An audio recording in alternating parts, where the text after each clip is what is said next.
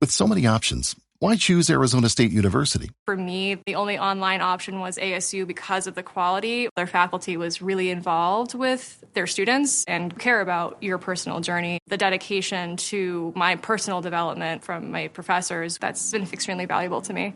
Earn your degree from the nation's most innovative university. Online. That's a degree better.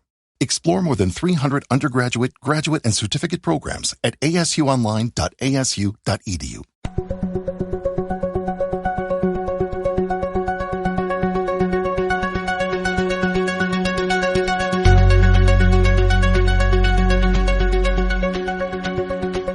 Bienvenidos a todos y todas, soy David Gómez y esto es Ciclismo de ayer y de hoy, un podcast que habla de ciclismo sin filtros. Semana de buen marketing por parte de Tadej Pogačar y Colnago. Pudimos ver unas imágenes del corredor esloveno en el bosque de Arenberg junto a Tim Wellens y Fabio Baldato. Dicen que haciendo un reconocimiento. Fue entonces cuando saltaron todas las alarmas al pensar que quizás este año fuera el año de Pogačar en la Roubaix. Mayor arcoiris, el bosque de Arenberg de fondo, Colnago al viento. Se podía decir que era un buen postureo en vista de las declaraciones que luego llegaron desde el equipo con tanto revuelo. Marco Marcato, uno de los jefes de UAE, dijo que la París-Roubaix no está en absoluto en los planes que tenemos para el corredor en este momento y no puedo decir más. Parece un tema zanjado, pero ya se sabe cómo van las cosas en casa de Pogačar, se le cruza algo y lo hace. Y además eso de no puedo decir más, ya sabéis que se está esperando que durante el Tour de UAE, del UAE Tour, Pogačar desvele las carreras que le queden. Y justo antes de la grabación de este podcast también ha salido una noticia en diario AS, donde se dice que definitivamente está fuera de los planes de Pogačar el Giro de Italia. Por tanto, ya si teníamos un 99% de certeza de que iba a ir a la Vuelta a España, como os comenté en el En Ruta de la semana pasada, yo creo que ahora ya la apuesta sube al 99,5. Nos pasaremos por el Tour de Omán para comentar la victoria de Adam Yates, al final más costosa de lo que parecía en un principio. Pero antes, en la actualidad, pues sí que tenemos a Adam Yates, que explica algunas de las claves del éxito de UAE y que se va al Giro a ganarlo. Cuidado, lo comentaremos. Os hablaré también de los cambios de dieta en los corredores desde un interesante artículo de Velo. Todo ha cambiado muy rápido en los últimos años. Aún queda mucho para el tema de mercado, pero ya se está hablando de que Ola Hoy posiblemente no seguirá el año que viene en Visma. Y como siempre, el Tour de Francia está de por medio en esas negociaciones. Os contaré lo que cuesta tener la salida de la Milán-San Remo y lo que supone para el organizador ese dispendio. Más cancelaciones de carreras por falta de policía. Menudo 2025 tienen los Países Bajos con la santa cumbre de la OTAN. También tenemos a Mearin Crudus en cuidados intensivos tras una grave caída en el Grand Prix de Marsella. Y no se supo esta noticia hasta pasado unos días. La verdad es que vaya, mala suerte. Y tenemos que cerrar la actualidad, parece mentira, con una nueva muerte de un ciclista en carretera. Después de la actualidad, como digo, pasaremos por Omán, luego os explicaré las otras carreras que ha habido durante la semana, todas ellas interesantes. Como siempre, os hablaré del menú de las próximas carreras, de las carreras de esta semana, que viene cargadito, y además viene con el debut de Roglic, de Vingegaard, de Enric Mas y de muchos otros, y todo ello a continuación. Por tanto, todo explicado, comenzamos. Dejadme que os recuerde que podéis apoyar el proyecto de Ciclismo de ayer y de hoy de una forma más comprometida desde iVoox, dándole al banner azul que encontraréis en la portada de nuestro podcast y que dice apoyar. Hacéis clic y allí decidís qué cantidad queréis aportar cada mes para apoyar el proyecto. El mínimo es 1,49€ al mes. Y de esa forma, además de apoyar al proyecto, además de ser motores para que nosotros sigamos creando contenidos de calidad para vosotros, tendréis acceso a todos los episodios exclusivos para fans. Desde ya, os damos las gracias por vuestra confianza. Adam Yates explica algunas de las claves del éxito del UAE y dice que irá al Giro de Italia a ganarlo. Ojo con eso. Comienza la entrevista diciendo que quizás ha llegado un poco más verde al Tour de Omán para poder estar más fresco en verano. Dice que en los entrenos los compañeros buscan sus límites y se ponen a prueba. No es un simple rodar y hacer kilómetros y que ello te lleva a exigirte también al máximo para no quedarte atrás con cara de tonto, dice. Que en un equipo como UAE siempre se tiene que compartir el liderato, pero que eso es parte del éxito del equipo. Todos aprietan y se empujan unos a otros para poder ser mejores y tener ese liderato. que es como defender tu territorio y que si no estás al nivel adecuado, inmediatamente otro ocupa tu lugar. Y yo creo que esa filosofía, que puede ser un tanto caníbal, si está bien llevada, como parece que lo está, hace que UAE pueda conseguir 81 victorias el año pasado con 20 corredores diferentes. Y luego no puedo dejar de pensar en el Giro de Italia y en Adam Yates junto a Juan Ayuso. Supongo que pensando en los dos como líderes de la prueba y apretando los dos para que el otro no deje de apretar y poder conseguir el objetivo de ganarlo con uno de ellos. En ese sentido, le preguntan a Adam Yates por sus objetivos personales de la temporada y dice que el Giro de Italia es un gran objetivo para él y no solo dice eso, dice que saldrá a ganarlo. Así que ojo, Juan Ayuso, que Adam Yates te está apretando. Espero que la teoría caníbal les pueda salir bien, sobre todo por lo que concierne a Juan Ayuso. Sigue diciendo que luego irá al Tour de Francia a ayudar a Pogačar a ganarlo y que luego tendrá un verano ocupado y que por eso prefiere empezar algo más verde para tener gasolina en ese momento. También habla de cómo es trabajar de gregario para Pogačar. Dice que es un trabajo satisfactorio, pues tienes un líder en el que crees, que lo respaldas y que tienes que concentrarte en que gane y que eso no es sencillo, pues Pogačar siempre pide más, un punto más, durante más tiempo. Y dice en tono irónico, es un pesado, y luego se ríe. Pero acaba diciendo si gana, siempre merece la pena. Qué bien, creo yo, que le ha sentado a Adam Yates dejar Ineos y pasar a UAE. Allí era un corredor, creo que de dibujos animados en comparación con lo que es ahora, y puede recordar sus buenos momentos cuando estaba en el Mitchelton Scott. Y hablando sobre entrenamientos duros, interesante artículo el que pude leer en Velo, donde se habla del cambio en la dieta de los corredores. No sé si recordaréis los tiempos de Chris Froome, donde el marco del entrenamiento se explicaba que era el ayuno y el bajo consumo de carbohidratos, y que lo que imperaba era quemar grasas. Los tiempos han cambiado, explica en el artículo un ex nutricionista de Ineos. El ciclismo moderno se ha convertido en un deporte de potencia. En la actualidad las carreras se basan en la potencia absoluta y en el gasto máximo de energía que puedes producir, afirma el nutricionista. Ahora el consumo de carbohidratos y glucógeno es mucho mayor. Ese cambio se ha visto incrementado después de la pandemia y sobre todo viendo a dos salvajes como Pogačar y Van der Poel a la hora de quemar para obtener energía. Adam Yates comenta que ahora se desayunan montañas de arroz, ya que se consumen 120 gramos de carbohidrato por hora, y que ahora todo lo que comen es alto en carbohidratos. Por lo que cuentan, en lugar de pasar hambre, los ciclistas ahora se quejan de que apenas pueden llevar suficientes geles y bebidas energéticas para sostener sus intensas sesiones de entrenamiento. Uno de los entrenadores de AG2R manifiesta que el ahorro de glucógeno ya no es tan interesante ahora, que muchas carreras se hacen a todo gas desde el principio. Y dice, de nada sirve enseñarle al cuervo a guardar azúcares para un ataque tardío si Wout van Aert va destrozándote las piernas desde el kilómetro cero. Adam Yates dice que ahora disfruta mucho más del ciclismo, que antes pasaba mucha hambre y eso era duro tanto psicológicamente como para el propio cuerpo, que te sentías completamente cansado durante todo el tiempo. Y es que entrenar con el tanque vacío agota las reservas a corto plazo y está comprobado que deja a los atletas, a los ciclistas, al borde del agotamiento y el exceso de esfuerzo a largo plazo. Ahora parece que hay evidencias claras que el beneficio del entrenamiento en ayunas, en términos de ahorro de carbohidratos, fue exagerado y malinterpretado. Sivakov cuenta en el artículo que ahora cuando se entrena en zona 2, los bolsillos del maillot están repletos de geles energéticos para seguir aportando glucógeno para llegar al límite y hacer un entrenamiento más eficiente. Y dice Sivakov sobre su entrenamiento en zona 2, tienes que alimentarte mucho. En mi caso, quemo alrededor de 1000 calorías por hora. Digamos que hago 5 horas, pues son 5000 kilojulios. La alimentación es enorme. Con todo, el entrenador de AG2R dice que intentan que los ciclistas no dependan únicamente de los carbohidratos todo el tiempo y que por eso se planifican entrenos de baja intensidad con bajos carbohidratos, para que los corredores puedan mantener cierto nivel de flexibilidad metabólica y que los carbohidratos se guarden para cuando la intensidad realmente aumente. Y que también se planifican recuperaciones sobre todo al inicio del año y alguna durante el año de forma puntual, donde se realiza algún tipo de ayuno, pero no con la intensidad que se hacía en el pasado. Bueno, no sé, quizás os he metido un poco la chapa con este artículo, pero cuando yo lo leí, y sin ser entendido del tema, me pareció que era interesante compartirlo con vosotros y por eso os lo he traído aquí a la actualidad. Nos pasamos por temas relacionados con el mercado de fichajes. Sí, muy pronto se mueve el mercado. Y es que existen dudas razonables para que Olaf Koig deje Visma al final de año. El velocista de 23 años acumula en el momento de esta grabación 38 victorias desde su debut en 2021.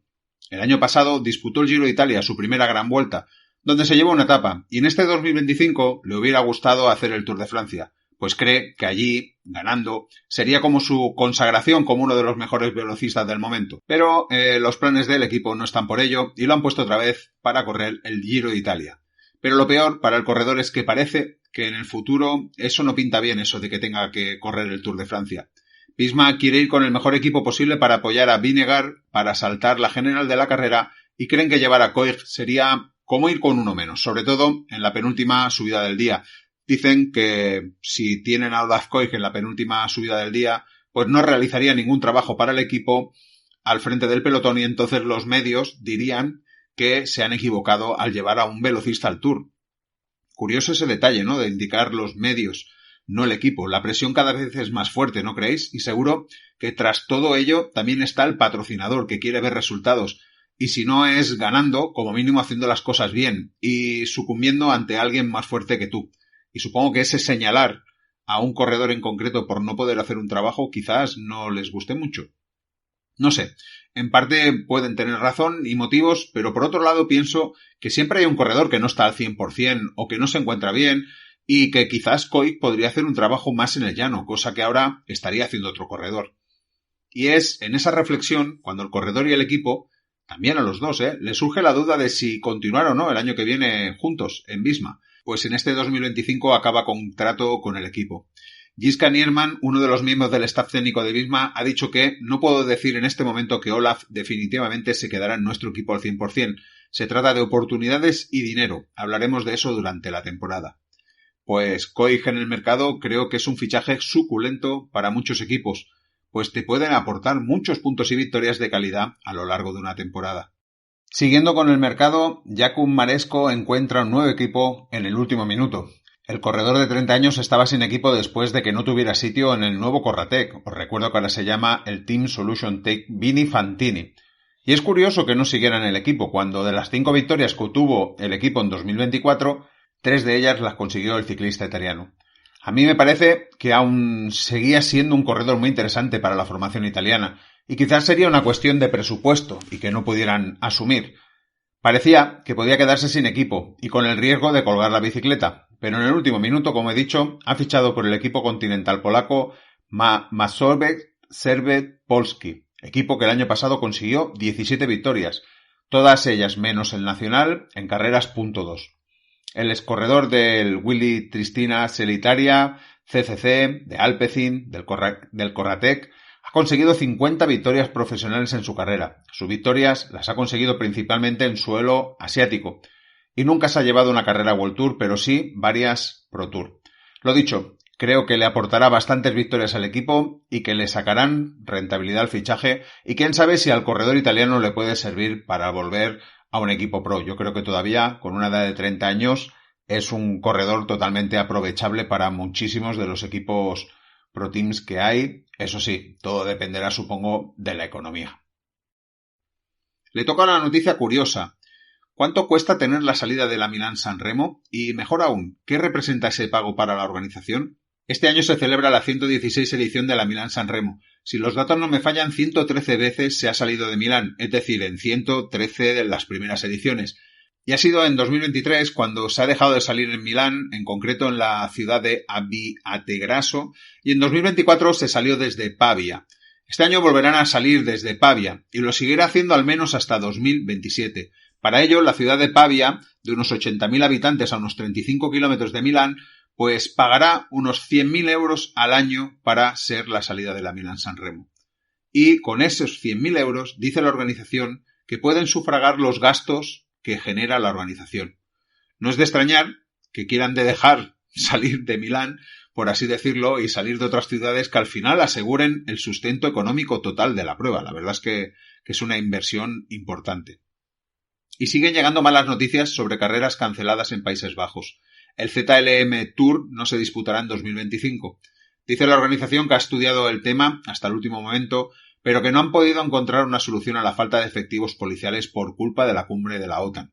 Dicen que es una gran decepción para los ciclistas, los aficionados al ciclismo, los voluntarios y todos los socios que están comprometidos con esta carrera, única, de varios días, y que trabajarán con la ambición para que esta carrera por etapas holandesa vuelva al calendario 2026, recordando que es una de las mejores y más importantes del país, que la verdad es que ya quedan poco, y también pensando que se quiere reflotar la Vuelta a Holanda. Ahora no sé si se llamará la Vuelta a Países Bajos, pero en su época se llamaba la Vuelta a Holanda. Espero que no haya más cancelaciones porque vaya, estamos a cada semana 1 o 2 cancelaciones por la dichosa cumbre de la OTAN.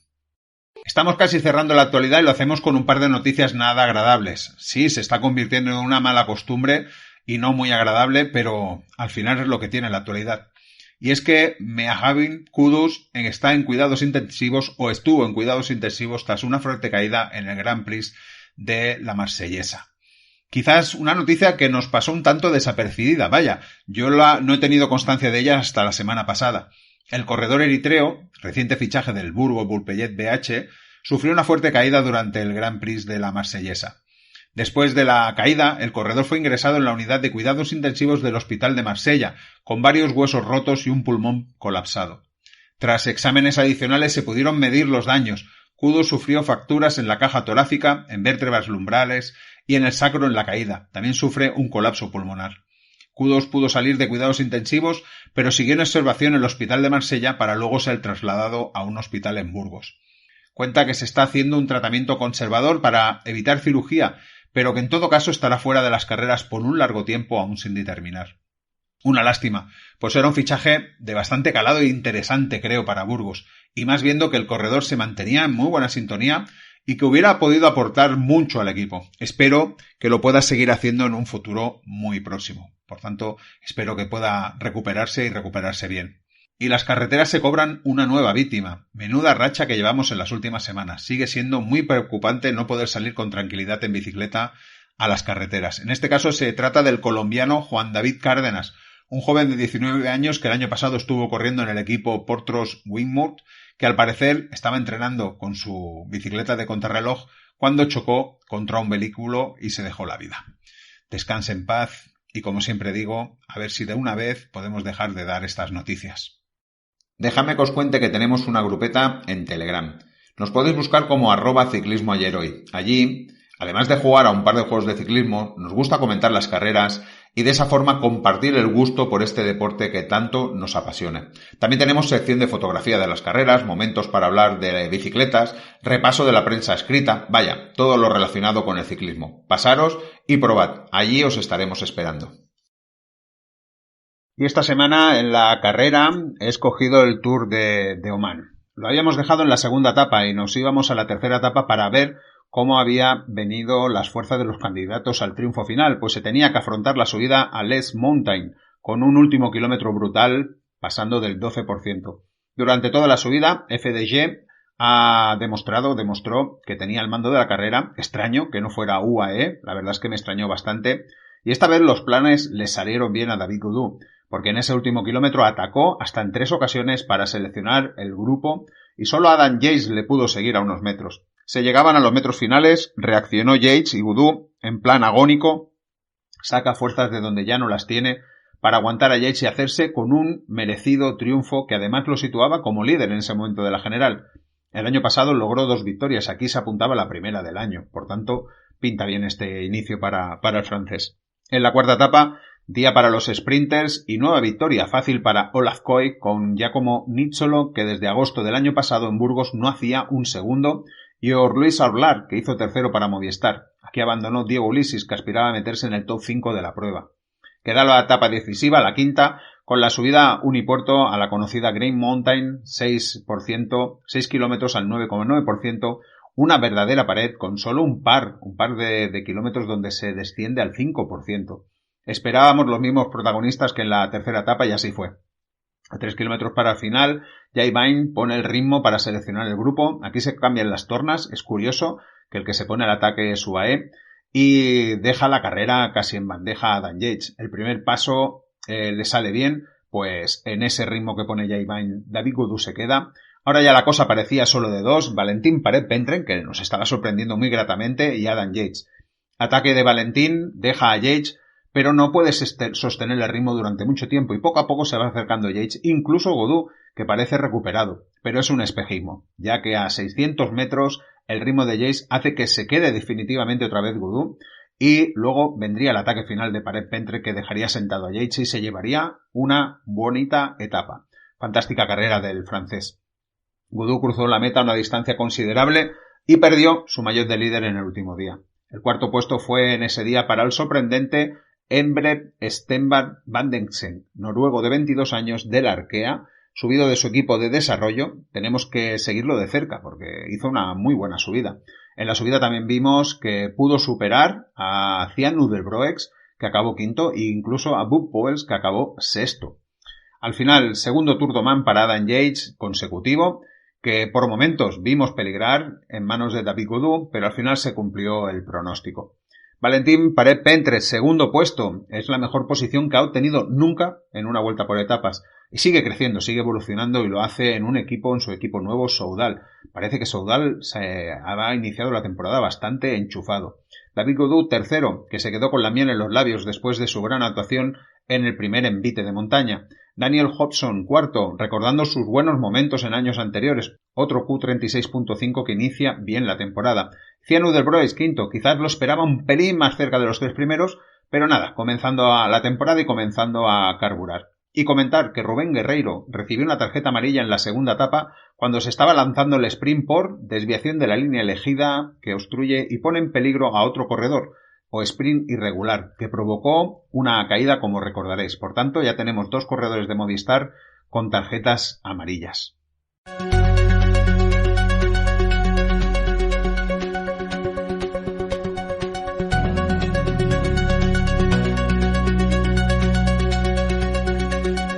Estamos ya en otras carreras de la semana y empezaremos con la Tour de la Provence 2.1. En la primera etapa, sprint, donde, ojo, solo llegaron 40 corredores y Sam Bennett que se hace con la victoria, primera del año, y creo que un balón de oxígeno para su autoestima ciclista. Segundo, Lukas Kubik del Unibet, que se está jugando muy bien las cartas, sobre todo el equipo Unibet y este Lukas Kubik que ya venía diciendo cosas antes. Y tercero, Alexis Renard. Los dos grandes favoritos, Mats Pedersen quinto y Maris Vandenberg sexto. También pudimos ver un buen ataque de Samuel Leroux del Total Energy a unos 20 kilómetros del final. Fue cazado ya dentro del último kilómetro y no sé si eso hizo que se desgastara demasiado el líder Trek y eso le pudiera costar al final el sprint a Mats Pedersen.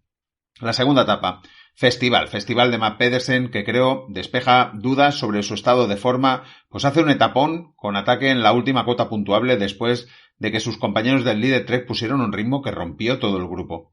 Pero no se va solo, lo hace con mala compañía. Sander de Pestel del Decathlon y Jefferson Cepeda del EF.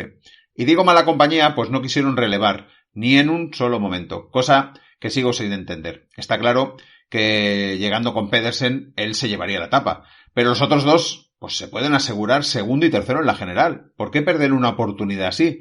Esas cosas que no entiendo del ciclismo. Total, que cuando quedan 19 kilómetros para el final, Pedersen se cansa de tirar él solo y dice que para y entonces es cuando llegan por detrás el grupito de los elegidos.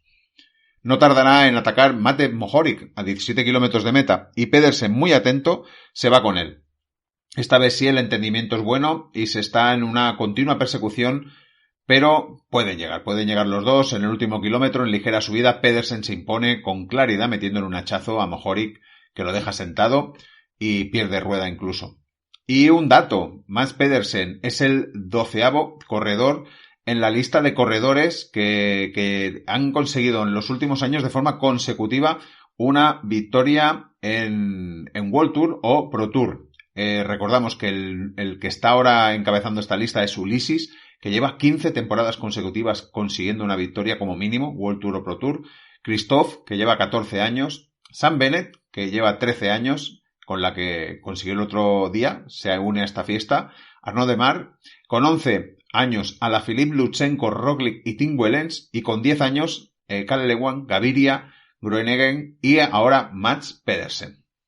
Y tercera etapa, se esperaba un sprint como así fue con la victoria de nuevo para Sam Bennett, con Mari van der Ven en segunda posición y la mala suerte de Pascal Ackermann, que parecía en una buena línea para poder ganar, pero su rueda delantera le hizo un extraño y se fue al suelo. El segundo puesto de Van den Berg le permitió obtener bonus que lo meterían en el podio final de la carrera junto a Mads Pedersen y Mate Mohoric. Apuntar el sexto lugar de Raúl García Pierna, repitiendo la buena actuación del año pasado, cuando hizo tercero en esta misma carrera. Quizás este año no ha tenido la misma oportunidad de ser protagonista. El sábado se disputó la Vuelta a la Región de Murcia, Costa Cálida 1.1. Como siempre, bonita carrera con ese final tan atractivo con el paso de la Cresta del Gallo, que este año no ha sido tan decisivo, sí en la selección, pero no en la definición. Se llega a ella con Tim Wellens, uno de los máximos favoritos, escapado, con Cristian Scaroni, que está haciendo un gran inicio de temporada, saltando desde atrás y conectando con él. Pero la diferencia es poca, unos pocos segundos, y parece poco probable que puedan llegar a meta juntos, pero aún quedan 13 kilómetros. Son cazados en los últimos kilómetros y un grupo de seleccionados se jugarán la carrera. Es el propio Tim Wellens el que hace de lanzador de Isaac del Toro. Parece que lo tienen todo de cara para poder ganar, pero Fabio Christen, a más de 400 metros, anticipa el sprint intentando sorprender. Isaac del Toro tiene que reaccionar y cuando sale al rebufo de Wellens, tiene un problema con el cambio de marchas y hace que pierda la inercia del sprint. Fabio Christen sostiene su esfuerzo, que han calculado en unos 24 segundos, y levanta los brazos a la vez que grita de alegría. Qué gran inicio de temporada está haciendo el hermano de Jan Christen, que creo que poco a poco, y si sigue así le tendremos que quitar esa etiqueta, pues parece que puede seguir creciendo como corredor sin estar a la sombra de su hermano.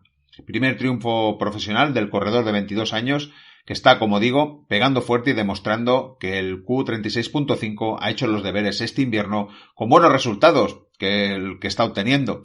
El dato es demoledor, quinta victoria del año para el equipo y estamos a mediados de febrero, cuando la temporada pasada, en toda la temporada, consiguieron 4 victorias. Por detrás del suizo, 2 de los favoritos, Aurelian Paret-Pentre y Cristian Scaroni. Y ojo con Astana, que además del tercero de Scaroni hizo cuarto con Champoussin y quinto con Fortunato, sumando 180 puntos de una tacada. Y siguiendo apretando este inicio de temporada, demostrando que el cambio de timón que ha hecho en este inicio de 2025 es hasta ahora como mínimo muy positivo. En ese momento, en el momento de la carrera de Murcia, Astana le recortaba ya 910 puntos a Cofidis y se ponía a solo 3.900 de distancia. Parecía antes imposible, ahora continúa siéndolo, pero parece que el imposible está un poquito más cerca.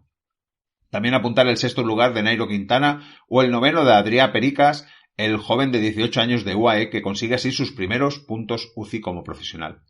Y el domingo se celebró la Figueira Champion Classic 1.pro, una carrera preciosa con ese final que tiene, con esa rampa al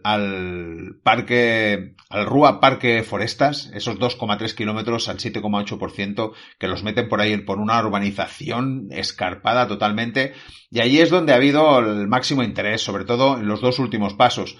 En el penúltimo paso había un grupito de unos 6-7 escapados, con 2 o 3 españoles, entre ellos de equipos portugueses, dando la cara, pero los han cazado por una aceleración de nada más y nada menos que Pipo Gana, que se va en esa penúltima cota y le hace un pulso al grupo de elegidos. Al final Pipo Gana intenta su apuesta, pero llegando ya a la última subida, allí es cazado y es entonces cuando vemos al gran favorito para ganar la carrera atacando a Antonio Morgado con la gente loca en las cunetas gritando al portugués, y esta vez sí consigue llegar Antonio Morgado al final. Yo cuando he visto las imágenes, quedando 1,5 kilómetros, la distancia que había con el grupo, he pensado, otra vez le va a pasar como el otro día. No recuerdo dónde fue que lo cazaron al final de la meta. No recuerdo ahora mismo en qué carrera fue, que también iba por delante con unos metros y es cazado. Bueno, total, que al final gana Antonio Morgado y se lleva esta victoria. Y era el favorito, pero hay que cumplir al final con el favoritismo. Segunda victoria del año. Recordar que empezó ganando el Gran Premio Castellón Ruta de la Cerámica, luego hizo 2 terceros, un sexto en Tramuntana y ahora llevándose esta carrera que seguro que le hará muchísima ilusión. Y segundo, Paul Manier, que sigue demostrando que es un corredor que puede pasar estas pequeñas cotas, o vamos a llamar pequeñas grandes cotas, porque son 2,3 kilómetros al final, y hace segundo. Y Matías Vasek, que continúa con muy buen golpe de pedal. Aquí también tuvimos a Brian Girmay, que pudo sprintar y acabó sexto, es decir, que quizás venía ya un poco fatigado. También tuvimos el debut de Julian Alaphilippe, que acaba octavo, además siendo protagonista, sobre todo en el penúltimo paso, donde intentó también escaparse en ese penúltimo paso, justo antes de que lo hiciera Pipo Gana. Y poco más que contar de esta carrera. Y nos quedaba ya la clásica de Almería, 1.pro. Ya sabéis que es una carrera que se resuelve al sprint, todos los ojos puestos en Arnaud Delis y de nuevo Lotto haciendo de las suyas o Delis haciendo de las suyas. Pues hasta faltar 3 kilómetros parecía que lo tenían todo bien controlado, se podía ver bien el treno de Lotto, pero luego se desarbolaron y Delis entró muy mal colocado en los metros finales y decisivos.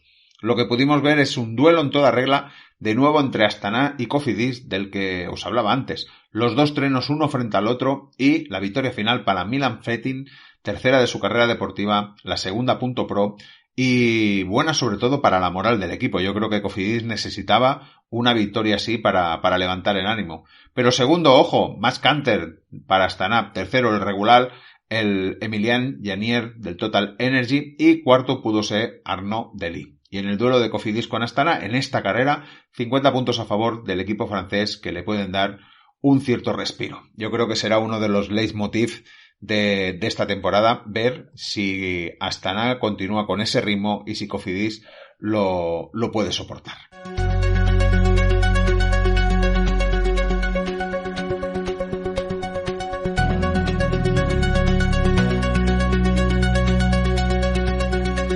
Y vamos ya con las carreras de esta semana, que hay muchas. El lunes comienza el UAE Tour hasta el domingo. Para los fans, ya sabéis que hace un par de días tenéis la previa del recorrido y mis favoritos. Un recorrido reconocible con 2 llegadas unipuerto y el debut sobre todo de Tadej Pogačar. Os invito a escuchar la previa que hice para tener la máxima información. El miércoles, del miércoles al domingo, la Vuelta a Andalucía, Ruta Ciclista del Sol, una carrera 2.pro, edición 71. Pero se celebran 100 años de la primera edición de la carrera, que fue en 1925, con la victoria de uno de los dominadores de aquellos años, Ricardo Montero. Carrera que intentará sacarse la espina clavada de la edición del año pasado, que recordaréis que solo pudo celebrar el prólogo.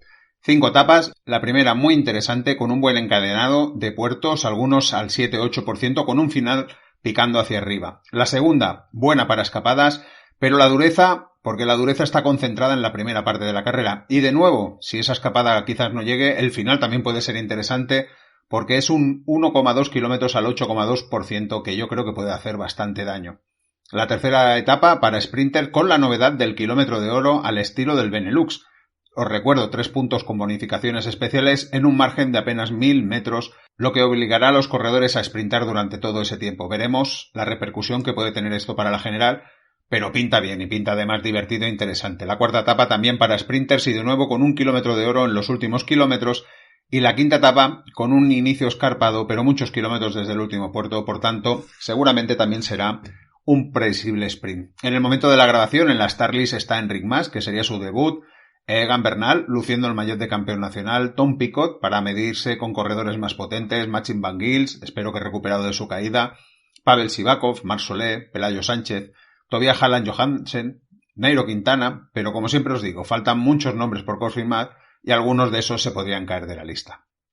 El miércoles también la competencia de la Vuelta a Andalucía, empieza la Volta ao Algarve 2.pro, 51 ediciones se disputarán ya con esta de la carrera portuguesa, 5 etapas y con una novedad que ahora os contaré. El año pasado ganó Renko Evenepoel, que ya sabéis que este año no podrá repetir. Primera etapa para sprinters, la segunda, muy conocida, con final en Folla, una subida que no suele dejar muchas diferencias, pero donde todo al final suma. Daniel Felipe Martínez ganó el año pasado, antes fue Magnus Kort o David Gaudu. Tercera etapa para sprinters, cuarta para sprinters, y en la quinta es donde está la novedad. Sería entre la cuarta y la quinta la novedad, porque la cuarta normalmente era una etapa con final en alto, en Malao, y la quinta era una crono, y ahora se ha cambiado ese concepto, pues La última etapa será una crono de 19,6 kilómetros en el Alto de Malau. Es decir, que el final de la crono es en el Alto de Malau.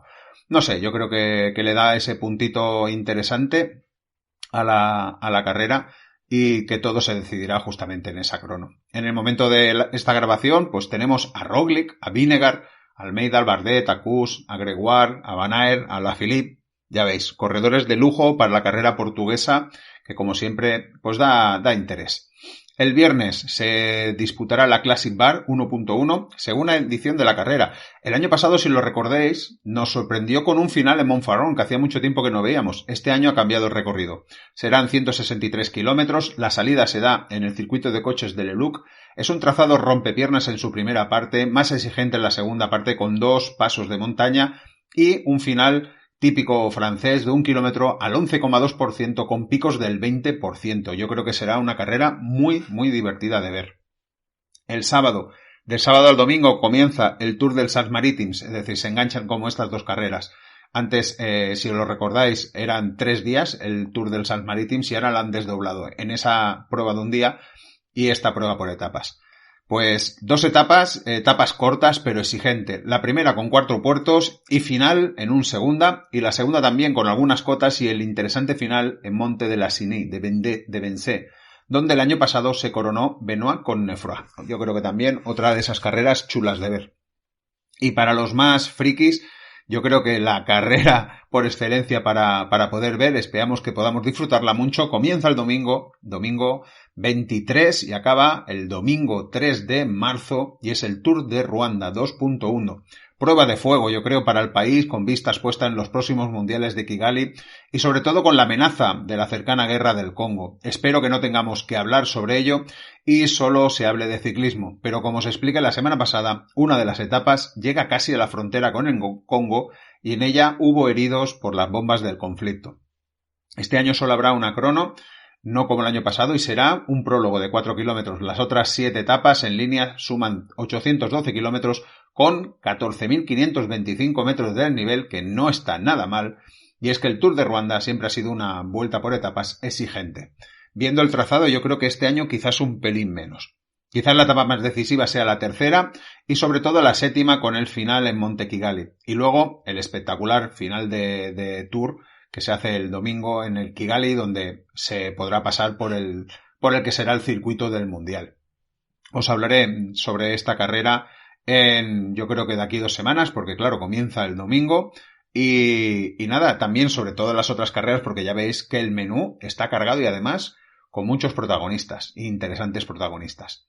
Y así llegamos al final de este episodio. Espero que os haya servido para poneros al día, para repasar, para recordar y sobre todo para entreteneros. Gracias por haber llegado hasta aquí. Siempre os agradezco que dejéis el like si os ha gustado y que volváis a repetir, por supuesto, porque si no, no tendría sentido hacer estos podcasts. Hasta la semana que viene. Sed felices, disfrutad del ciclismo. Chao, chao.